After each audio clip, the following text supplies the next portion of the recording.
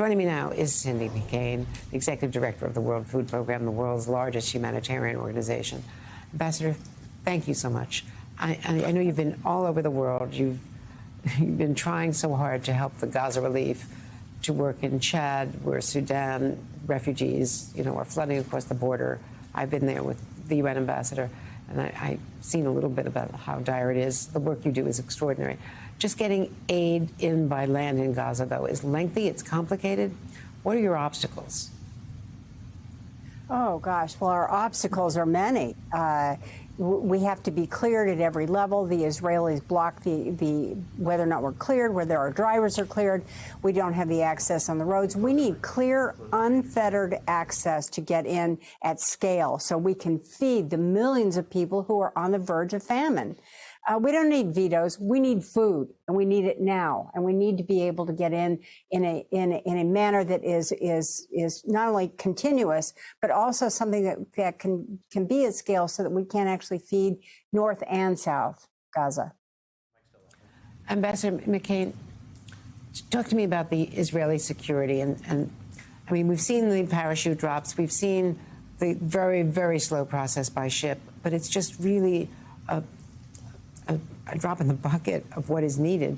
Is there any way that Israel could open another crossing in the north, for instance, directly into? Well, we've asked for the Carney crossing. We've asked for a further opening further north into Gaza. We need access. We are in favor of getting food in any way we can, but to get it in at scale, it has to be done by land. And so that's why we keep this message up and keep it alive about making sure that we can get in and get access. We got 20 trucks in on Sunday, and then we waited around, and then we were only able to get 7 in yesterday. These kinds of unsustained quantities just won't work. People are starving to death, and that's the bottom line here, and we need to get in. 20 trucks. I mean, they're at the peak. There were maybe 200. That's compared to 7. There were 800 trucks that were going in regularly before the war.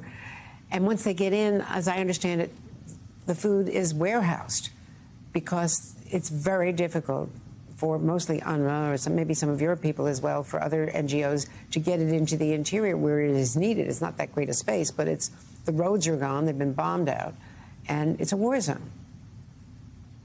Well, and you have to remember, too, and this is, these people are desperate.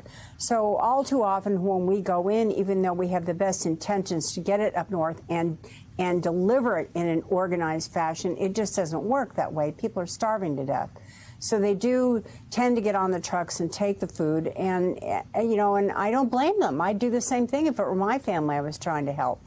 But the truth of it is, this can all be alleviated if we can just gain access and get food in in a sustained manner and in an unfettered manner. We need to be able to operate the way that we do, and we're good at this. And we need to be able to operate in a much more robust manner inside Gaza. Meanwhile, the appropriations bill that moved through the House today, it's headed to the Senate now, includes a ban on any direct funding, U.S. funding for UNRWA. I know all the criticism. Senator Coons just told me it's not 12, it were 14 members of their 1,300-member force that are very clearly charged with cooperating with Hamas, which is outrageous. However, tell me about UNRWA and whether there's any other agency, I know you're trying, that can replace them in operating inside Gaza. Well, there's been a lot of other options talked about, but the truth is UNRWA is really the only one that can do it. We, WFP, we do food. That's all we do. UNRWA does many, many other things with regards to water, sanitation, education, et cetera. So we're just a part of what they do. And it would be much easier if we would be able to work with UNRWA on the ground there to help deliver the food, and not only deliver it, but then make sure that we get it to where it needs to go.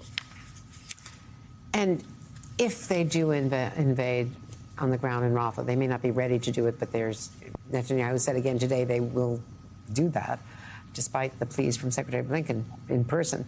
What will it mean to the people there? Well, these people are already suffering. Again, we would love to be able to see a ceasefire and be able to operate it within the country and feed people, because people are starving to death. I think we are already seeing a huge humanitarian crisis. It'll only get worse. You also were just in South Sudan, and your organization is working in Haiti, two other, horrific places in terms of the effect on people. Is South Sudan, again, do you think it is a genocide as it was in 2004 and 5 when I was there?